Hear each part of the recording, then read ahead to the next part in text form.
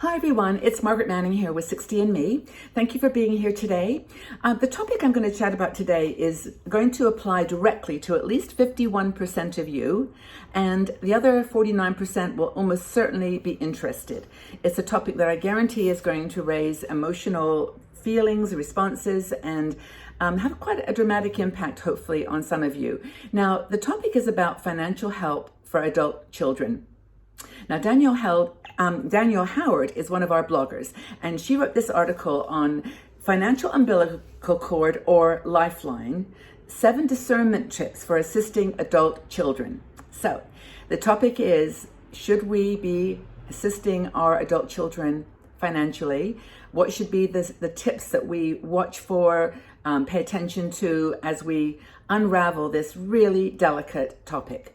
Now, Danielle had 4 children, so she said that she had lots of experience in this area, and she had a lot of opportunity when they were little to control the finances. You know, you can spend the money on what you want to spend on, but as the children get older and then they turn into adults and have their own lives, the relationship with money shifts.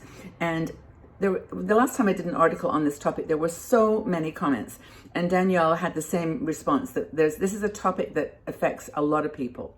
Now, there's a survey, it's by bankrate.com, that says 51% of Americans are sacrificing their retirement savings to help their adult children. 51%. That's a lot. And I would actually, however, even say probably during COVID times, it's more. I think a lot of parents are just very sympathetic to the fact that their young adult children can't get jobs, or they can't work, or they're on some kind of furlough. It's tough. It's tough for everybody of all ages, but I think children who are just getting into the workplace, even adults, kids who are just going out of college into the workplace, it's very, very difficult. So, first of all, no judgment here. No judgment. If you're doing this, if you're helping your children in any way, your adult children in any way, financially, please, there's no judgment. This is just a conversation about things that you might want to think about, you might want to look at, because I personally know how difficult this can be, especially when you've got children who have special needs or have something going on in their lives that you want to help them with. We are just in our DNA. It seems like women, especially women over 60, we just want to help. We just want to help our kids to get a start in life that maybe was better than the start we had. Now, I know a lot of women, I've talked to so many women now over the last almost 10 years on 60 and Me about their upbringing. And I would say, gosh, almost everybody I spoke to has had a start in life which was not a rich, they weren't rich. They were middle class or even lower middle class, in the sense they didn't have money to spend like we maybe do today. So mutual respect here for everybody, and whoever has got this challenge in their lives, trust that Danielle has got 23 years as a financial advisor, and here's the points. And she's created an acronym, and it's RESPECT. It's RESPECT, RESPECT. Aretha Franklin got it right. So this is her tips for whether or not you should help your adult children. First, resources are: do you have enough money for your retirement? Are you giving away money to your children, your adult children, that is going to have an impact on your expenses that you will not be able to afford? Do you have enough money to not just to cover the present, but your needs in the future? I don't know the number, but there's actually quite a large number of people who don't even think about long-term medical help when they're in their 60s, but there's a very large percentage who do need it in their 70s and 80s. So the money that you're giving to your kids today, is it going to take away from your own resources? The second one is ego. Now, why are you financially assisting your adult children? This is the next question. What are they using the money for? Okay, so if they're using it to simply buy food and to just get by on it with the basics, then yes, maybe there's an opportunity to help. But do they know the difference between a need and a want?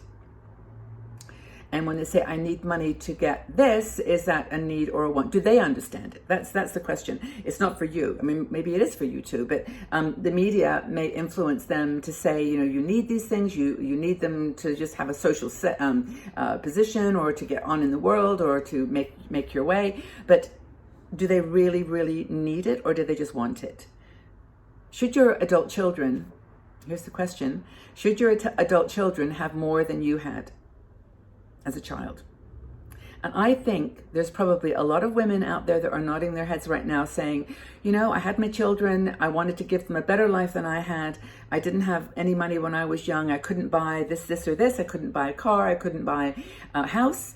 And now I've got a little extra money in savings that I'm going to give to them so they can have a better childhood than young adulthood than I had.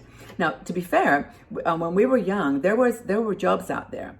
You know, and I think that we had a different situation, certainly in the United States. Now it is tricky. I do agree. And every time I do an article like this and a video, we get comments from young people too, who find us on YouTube, and they like the title of the, you know, financial umbilical cord or Lifeline, ways to help your children financially. We'll get lots of young people coming in and, you know, just commenting. And it's always a comment, something along those lines, that basically, you know, you didn't have it.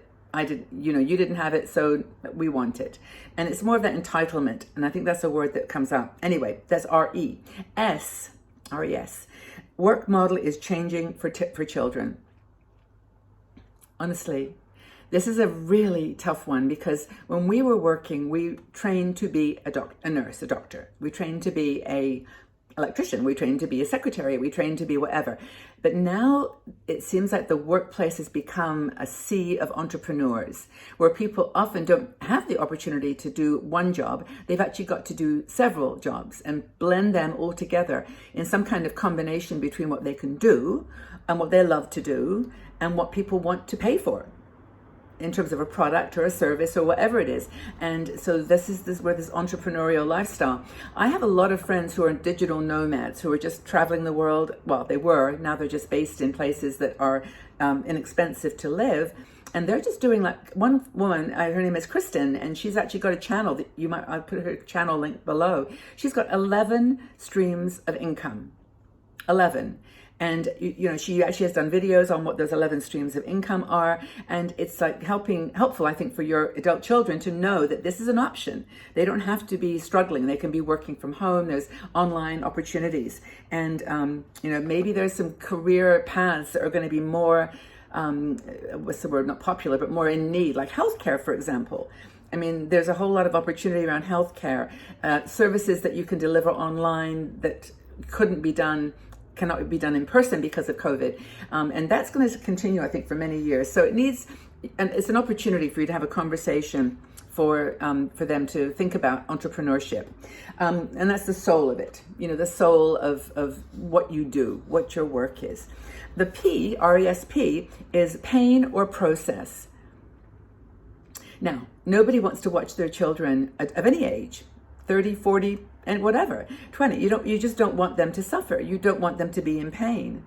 You don't want them to have to deal with the pain that maybe you dealt with, the struggles that you had. But there's a lot of argument, Danielle puts it forward in her article, that they need to learn to struggle. That it's okay for them to struggle, because they build muscle. You know, they build muscle that makes them able to deal with this. And struggle, does it make us go stronger? Well, look at the pandemic. I think we've all learned a lot from that. I'm just going to put my little curtain back here because we now have light. I'm working in front of my mirror, my window, and the light just keeps moving across. But anyway, that's the R-E-S-P. E is entitlement. Now, this is the word that we talked about earlier. Do you think that they feel they have a right to your money? A right to your help? I mean, by the way, these are not like directions or things you have to do. They're just things or tips for you to think about when you're deciding whether to give your children, adult children, a financial boost. Is it going to be a lifeline for the needs that they really do have? Or is it a financial, you know, is it something else? Is it something that's like umbilical cord, that's what it was called. Is it holding on to them beyond the need? So that's the E, entitlement. Do they feel they have a right? Control is the C. What motivates us in assisting our children? Is it control? Do we want them to feel, do we want to have them in our lives so we can control how things go, so we feel better?